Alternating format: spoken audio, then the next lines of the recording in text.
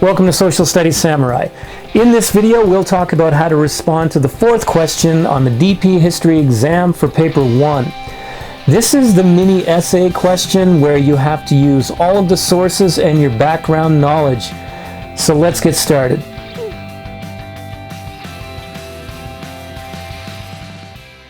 Okay everybody, this is how to answer the fourth question on the DP History Paper 1 exam. And I'm going to use question 12 from Move to Global War, but it's the fourth question, applies to any Paper 1 fourth question exam. So in the video, I'm going to talk about the question itself. We'll talk about how to respond to the question. I'll give you some tips, things you definitely do want to do and things you definitely do not want to do. And at the end, we'll do a little bit of practice. Now, I've got a Google Doc in the description on YouTube, so you can have a look at the sources, try it yourself, and then look at a sample response that I'm going to go through in this video towards the end. So try the practice yourself. Okay, so the kind of question. Well, basically, you have to use 3 text-based sources and 1 image-based or non-text source in a mini essay, an analytical mini essay using all of the sources and your own knowledge. It's worth 9 points, but it's a best fit mark scheme. So keep that in mind. And you want to write in about 25 minutes, ideally about 22 minutes kind of thing. Depends on how quickly you get the other questions answered. So what do? Again, you're going to write an essay that develops a clear, a coherent argument, or a balanced judgment using the 4 sources in your own knowledge on a specific topic that relates to all the sources. You want to demonstrate that you understand things like the topic, of course, the sources, historiography, schools of historical thought, right? Different ways of looking at history, if you can. Definitely the command terms, because you need that to understand the question, and key concepts in history. So let's look at the mark scheme first. And we're going to look at the top 7 to 9 of the mark bands because that's what we're aiming for, right? So on the left, you see the focus. This basically means that your discussion of the topic, including the sources and using your own knowledge, is entirely focused on the prompt. You're not going off onto other elements of the history that don't really relate to the topic. You're completely focused on the topic and the prompt. Middle one. Use of sources. You make clear references to the sources, source J suggests or source K argues, and the references are used as evidence. So you have to choose the good quotes that you're going to use from the sources to really prove the point that you're trying to make. You can't just say source J says this. You have to prove it. You have to show it. So use the sources as evidence to support the analysis that you're giving. Now, on the right side, your own knowledge. It has to be accurate, it has to be relevant to the topic, and it has to be used to make an effective synthesis of your arguments or an effective analysis in your response using your own knowledge and the sources. So you see how these things are all kind of woven together. The history has to be accurate, the knowledge has to be relevant, or that means you lose in focus. Okay, so what does best fit really mean? This can be tricky, right? So let's look at sample 1 on the left side. Let's say your focus, you're in the 4 to 6 range, and the examiner thinks you might have a 5. Use of sources, you got a 6 out of 9. The use of your own knowledge, maybe you got a 5 out of 9. So all of these are at a 9, but you're in the 4 to 6 mark band. So maybe the examiner's thinking 5, 6, 5. They would probably award you a grade overall of a 5. If you look at sample 2, all right, your focus is still in the 4 to 6 mark band. Use of sources, 4 to 6, but your own knowledge is in 7 to 9. And if the examiner is thinking, yeah, you're probably a 7 for focus, probably a 6 for using the sources, and your own knowledge is probably in the 8, lots of really good own knowledge, the best fit overall is probably going to be around a 7 because you're kind of all over the place. You haven't hit the 9, you haven't hit the well, you hit the 7, but you haven't. You're kind of bouncing around a little bit, so you're probably going to be a 7. Okay, so using sources, how do you do this?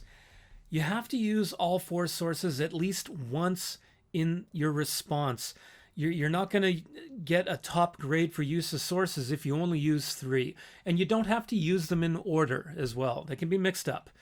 Focus on the main idea from each source. Make sure you understand the main ideas so that you can get that in, your analysis, your mini essay.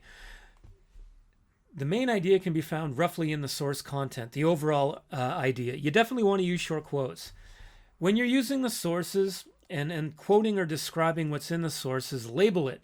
Do this by saying source J states, or source K argues, or the perspective of source L is. That's labeling the source so the examiner knows what source you're looking at. Integrate your own knowledge with use of the sources. And again, this doesn't have to be in the order of the sources as they appear in the exam booklet. Use relevant and short quotes when you can, and for visuals or image-based sources or the non-text sources, look at the labels, the captions, the descriptions, maybe what's going on, the action in a cartoon or an illustration. So using your own knowledge. Yes, this is facts, details like names and dates and things that happen, policies or whatever, statistics, it might be perspectives. But these have to be things that are not found in the sources. If they are in the sources, it's going to be considered not your own knowledge. Integrate your own knowledge with the sources, as I've mentioned. Now, you don't always have to have your own knowledge directly linked to a source that you've used, but your own knowledge has to be used to support whatever argument in a paragraph you're making. You're usually going to have in a main body paragraph at least one source and then some of your own knowledge. You can use own knowledge with or without reference to the sources. That's what I just mentioned. Use a thematic approach. I think thematic approaches kind of work better when you're answering question 12. And maybe using perspective. You don't necessarily have to do this. I find that students find this more common and a little bit easier for them to actually use to respond. 2, apply historiography when you can, meaning schools of thought. Is this what an economic determinist would say? Is this what a structuralist perspective would say? Would an intentionalist say this? And of course, make reference to key concepts in history. Is it causation? Is it significance? Is it perspective? Show that you know those. So the response structure. You want to have a short introduction, 2 to 3 sentences that identifies the topic, demonstrates your understanding of the command term, and lists your claims or your points or the perspectives you're going to argue about. Short, 2 to 3 sentences. It is not a long paper 2 or paper 3 essay. Keep it short. You must have it. And of course, you want to express a clear, relevant argument that relates to the prompt. This is your mini thesis. So, the main body paragraphs in order of the introduction. Remember, whatever you list in the introduction as your arguments, first, second, third argument, if you have 3, then your main body paragraphs have to follow that order. You need a topic sentence with the point that you're going to make that relates to your first point. 1 or more sources should be integrated with your own knowledge in the main body paragraph. And you need details to support your claim. Use the sources and or your own knowledge.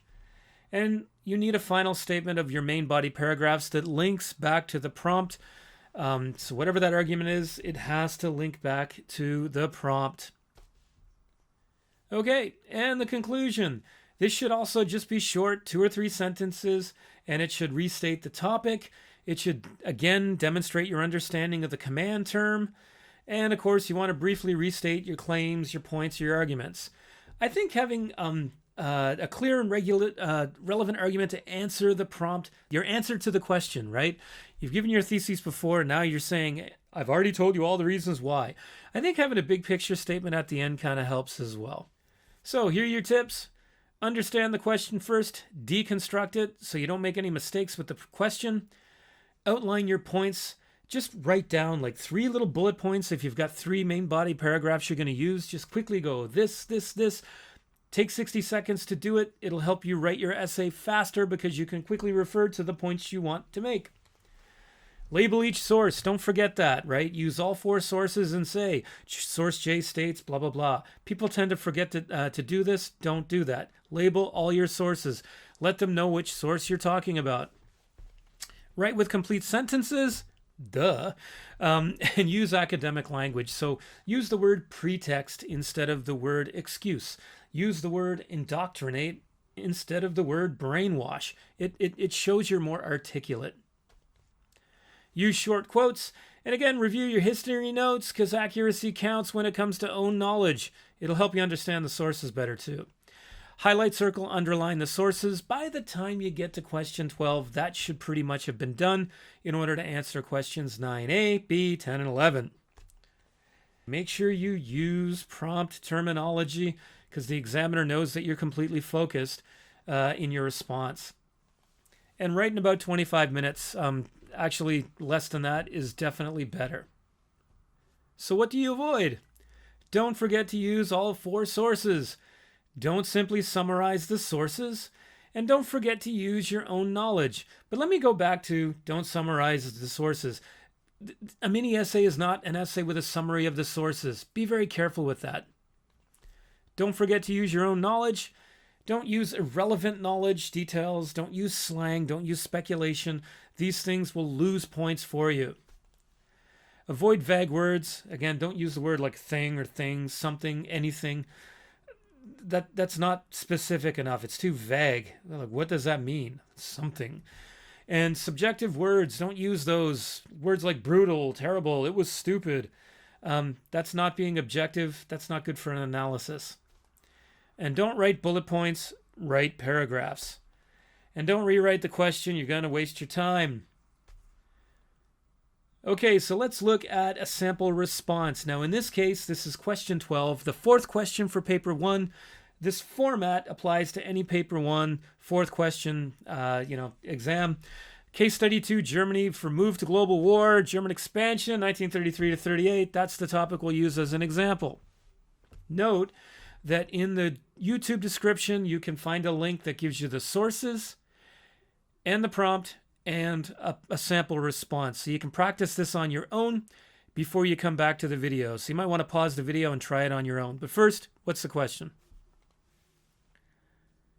Okay, so here's your prompt.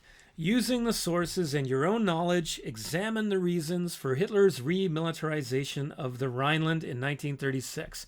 So you're going to want to pause the video, deconstruct the question. What's the command term? Is there a word that relates to or is a key concept in history? Is there a time frame that tells me what the topic is, a specific event, that kind of thing? Deconstruct the prompt, and we'll come back to it together, and then we'll look at the essay and break that down as well. Okay, so this is how I might deconstruct the prompt. Note that the command term is to examine, right? So you want to think of an argument or look at an argument or some kind of an assumption, and then you're going to justify the validity of that by looking at the strengths and the weaknesses of those different arguments or those different points. So you're examining something. You're looking at different points and what's stronger compared to something else.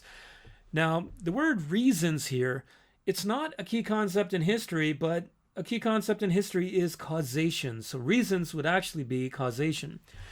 And you're looking at Hitler's remilitarization of the Rhineland. So it's a very specific event in 1936, a very specific time frame.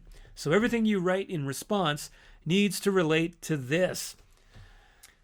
So now go to the YouTube video description, find the sources and the sample response. Try to do a response on your own. And then in the next part of the video, we'll look at that sample response and kind of break it down together somewhat briefly. Okay, everyone, and I just want to point out that you can access the sources right here and try this on your own. And once you've written your own mini essay, try to aim for about 20-25 minutes. Then come and look and have a sample response from myself. You'll see 1, 2, and 3 shows the order of the points I'm going to make in the main body of the essay. In the blue, I've got the School of Historical Thought, and black bolded and underlined is the history key concept that you might want to use. I'll explain all that in a bit. Okay, so here's the introduction and how you might approach it. Note in the green at the top, I've got a background statement that sets the context. Well, that's the first sentence, right? I'm talking about what's going on in Germany in the 1930s. Now on the left side in the wine color, I have a second statement addressing the prompt. So that second statement is just kind of saying or addressing that we're looking at Hitler's remilitarization of the Rhineland and his policies or reasons for doing this. And in the blue, you see a thesis statement that lists what I'm going to talk about. So these three things are my main body paragraphs. Dissatisfaction with the Treaty of Versailles, the international conditions that existed at the time, and the weakness of the League of Nations. So my three main body paragraphs will relate to that. Note I've got 3 sentences, nice and simple. Okay, so my first body paragraph. The blue little speech bubble there on the top right, note it says there's a topic sentence in order of the short introduction and starting with historiography. So, you see in the written text part, I've got in blue, from a structuralist perspective, just referencing that I'm going to talk more about structuralism here. And then my first point, Germans have been deeply dissatisfied with the demands of the Treaty of Versailles. That's my first point. Now, as I go through, note that I am clearly labeling the sources that I'm talking about. So I've got source I, source L, and source J. I'm clearly showing the examiner those are the sources that I'm talking about before I use quotes or explain them or, highlight the point or the idea in the source. Now in the green, I've got my own knowledge. So I've used my own knowledge to support my analysis here. Now, if you look at the bottom, I've got my concluding statement that links to the prompt. And note in that concluding statement, I've referenced a key concept in history, which is perception. I have the word perceived. So I've got perception in there. So this is my first main body paragraph. It's got all the little bits I need. So again, my second main body paragraph starts with a topic sentence in the order of the point made in my introduction, which would be international conditions that existed at the time. I've also put in another key concept, a factor, a cause. So I've used the word cause here. And as I go through again, in the wine-colored underlined text, I've got source K, source L, source K. I'm clearly labeling the source that I'm using before I use quotes and talk about it. And in the green, again, I've got my own knowledge that is supporting the analysis. A little more green in this paragraph than in the first one. Note at the end, my concluding statement that links to the prompt. Well, this is where I put in a note that this is an intentionalist perspective, or what an intentionalist would say, as I'm linking back to the prompt.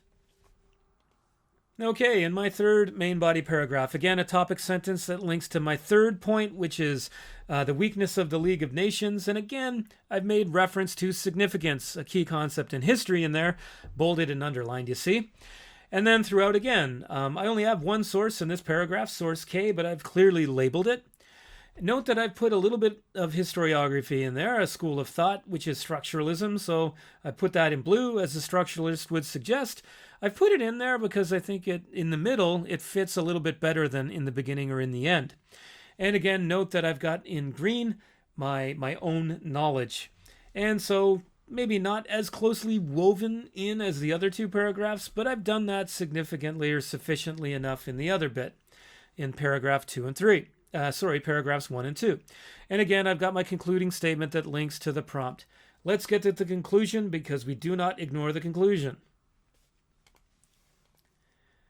Okay, again, do not ignore the conclusion. You have to have a decent conclusion that if you want your essay to be completely coherent and clear.